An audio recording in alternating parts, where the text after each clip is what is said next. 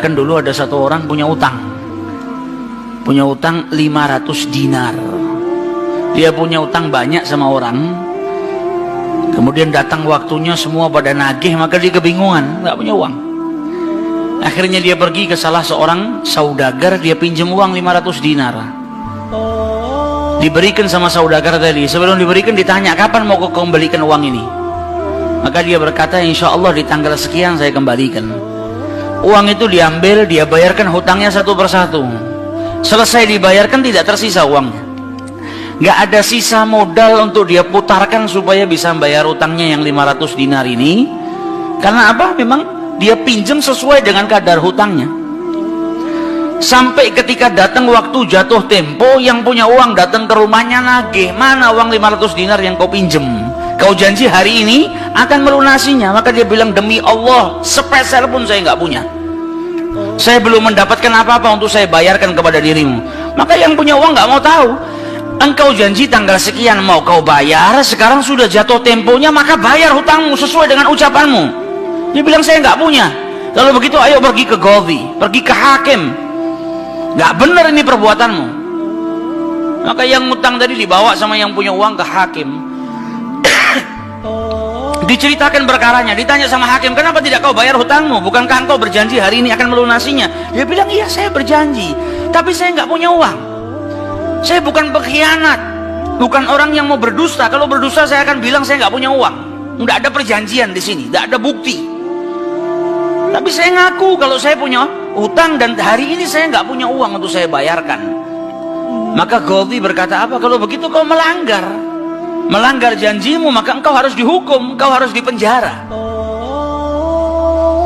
Maka yang utang tadi bilang apa? Kalau begitu ya sudah, kalau memang hukumannya saya harus dipenjara karena saya nggak bayar utang, ya sudah saya terima. Tapi tolong berikan saya waktu 1 hari. Saya mau kembali ke rumah saya mau izin dengan istri dan anak-anak saya. Besok saya akan kembali ke sini lagi dan masukkan saya ke dalam penjara. Maka sang hakim berkata apa? Bagaimana mungkin saya bisa percaya dengan dirimu? Siapa yang menjamin dirimu? Kalau ada yang menjamin kau bakal kembali ke sini, maka saya lepaskan. Dia bilang, ya Qadhi, kalau saya niat lari sudah dari kemarin-kemarin saya lari. Kalau saya niat lari saya nggak datang ke sini. Maka percayalah saya akan kembali di esok hari. Maka kata Qadhi, jaminannya apa? Akhirnya lelaki tadi bilang apa? Jaminannya yang menjamin saya adalah Rasulullah SAW. Maka sang hakim bingung. Maksudmu yang menjamin Rasulullah ini bagaimana? Dibilang, ya hakim, kalau saya besok nggak kembali ke tempat ini, saya bersedia ditolak menjadi umatnya Nabi besar Muhammad SAW. Ini tidak main-main sumpahnya. Dan ini bukan sembarang orang, memang orang yang soleh. Dia bilang, berikan saya waktu sebentar, saya kembali kepada keluarga saya pamit dengan istri saya, besok saya kembali. Saya bersumpah dan saya siap dikeluarkan dari umatnya Rasulullah, nggak dianggap sama Rasulullah kalau sampai saya berdusta. Maka si hakim tadi mendengar sumpahnya seperti ini, akhirnya dipercaya, kalau begitu kembalilah. Maka dia kembali ke rumah, dia ceritakan kepada istrinya, dia minta izin sama istrinya, suamimu ini mungkin besok di penjara karena nggak bisa bayar utang. Kata istrinya, kalau kau dihukum penjara, terus apa yang bisa membuatmu keluar sekarang ini? Kok tidak langsung di penjara, kok bisa kembali ke rumah? Kata suaminya, karena saya mendapatkan jaminan. Dari siapa? Dari Rasulullah. Dia ceritakan, saya bersumpah kalau saya nggak kembali di esok hari, saya rela tidak dianggap sebagai umatnya Rasulullah SAW. Maka istrinya berkata, selagi engkau ini mendapat jaminan dari Rasulullah atau kau menjaminkan Rasulullah SAW, maka ayo kita perbanyak sholawat. Semoga Nabi besar Muhammad SAW benar-benar menjamin dirimu. Karena sholawat itu manfaatnya besar. Sholawat ini berkahnya luar biasa. Maka si suami sama si istri kemudian diperbanyak sholawat, membaca sholawat yang sangat banyak sampai mereka akhirnya tertidur. Yang laki yang punya utang tadi ketika tidur mimpi berjumpa dengan Rasulullah SAW. Dan Nabi dalam hadisnya telah bersabda, man ra'ani fakat ra'ani haqqa. Siapa yang mimpi berjumpa dengan diriku, maka sesungguhnya itu aku. Karena syaitan gak bisa menyerupai Nabi besar Muhammad SAW. Dan orang yang dalam hatinya ada mahabbah, orang yang rindu, orang yang membersihkan dirinya, orang yang memang benar-benar ingin berjumpa dengan Rasul SAW, akan diperjumpakan oleh Allah Subhanahu Wa Taala dalam mimpinya ataupun dalam keadaan yaqdzatan. Karena Nabi pun menjelaskan ada orang-orang yang bisa melihat Rasulullah SAW dalam keadaan sadar. Sebagaimana dulu diriwayatkan ada seorang santri kepingin ketemu sama Rasulullah, pingin mimpi. Tanya sama gurunya, sama kiainya, ajarkan kepadaku caranya mimpi ketemu Rasulullah itu bagaimana. Kata kiainya, apa? Gampang. Nanti malam kau makan ikan asin yang banyak, setelah makan jangan minum, kau tidur. Maka dia bingung, apa hubungannya ikan asin dengan mimpi ketemu Rasulullah? Praktekkan.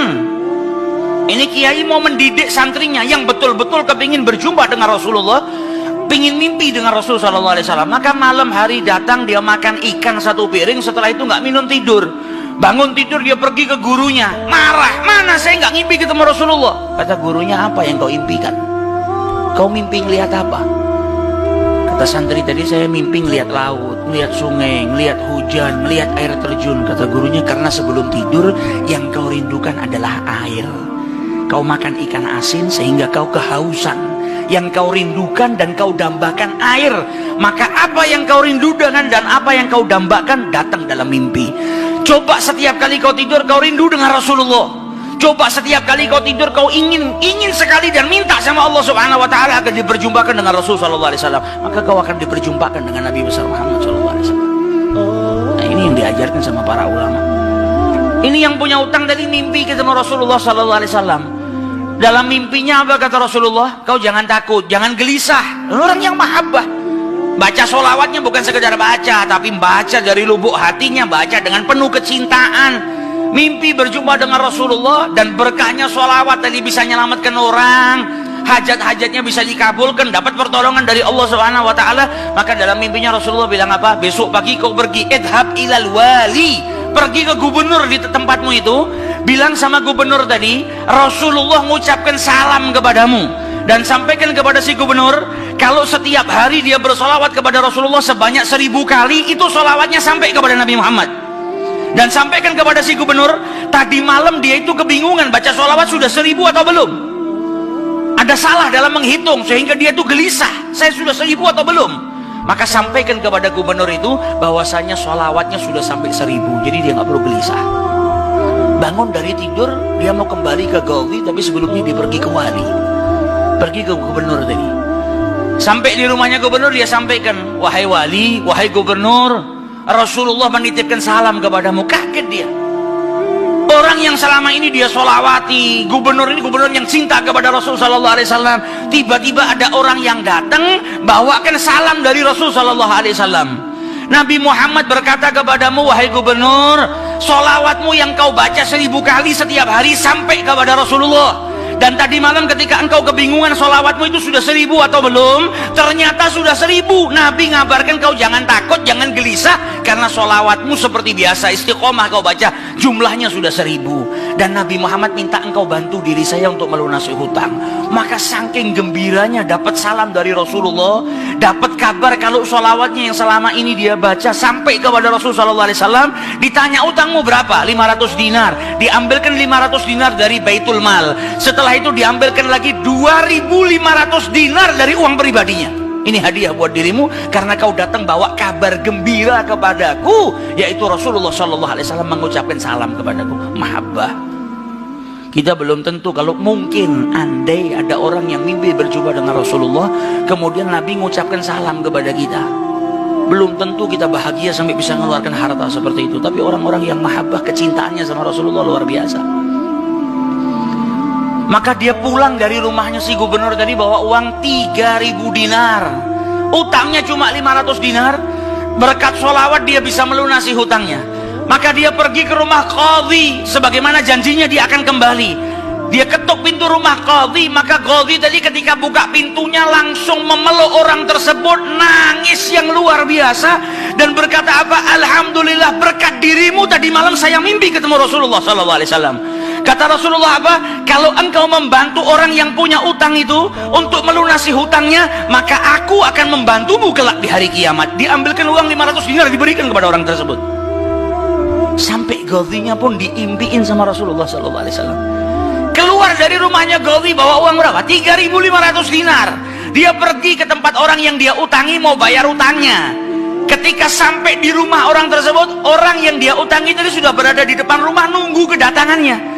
Ketika ini yang punya utang datang, langsung dipeluk, dicium, sambil menangis mengucapkan terima kasih, berkat dirimu tadi malam saya mimpi ketemu Rasulullah. Kata Rasulullah, kalau kau bebaskan utangnya fulan, kelak kau akan aku bantu, aku berikan syafaat kepadamu di hari kiamat. Utangmu jangan dibayar, dan ini ada hadiah untukmu 500 dinar. Berangkat dari rumah punya utang 500 dinar. Berkat mimpi berjumpa dengan Rasulullah, utangnya terlunaskan dan ada tambahan 4.000 dinar. Berkat apa? Berkat sholawat yang dibaca kepada Rasulullah SAW. Jadi kita kalau baca sholawat ini bukan hanya berkahnya nanti di akhirat, bukan hanya nanti kita dapat syafaatnya Nabi, bukan hanya nanti kita dapat tempat yang dekat dengan Rasulullah SAW. Bahkan di dunia kalau kita ada situasi yang tidak menyenangkan, ada masalah, ada apapun, semuanya bisa hilang berkah daripada sholawatnya yang kita baca kepada Rasulullah SAW. Karena satu sholawat dibalas dengan 10 rahmat. Satu rahmatnya Allah, kita punya masalah sebesar apapun bisa hilang kalau kita mendapatkan satu rahmat dari Allah Subhanahu Wa Taala. Sedangkan orang yang bersholawat kepada Rasulullah SAW, maka dia mendapatkan 10 rahmat daripada Allah Subhanahu Wa Taala.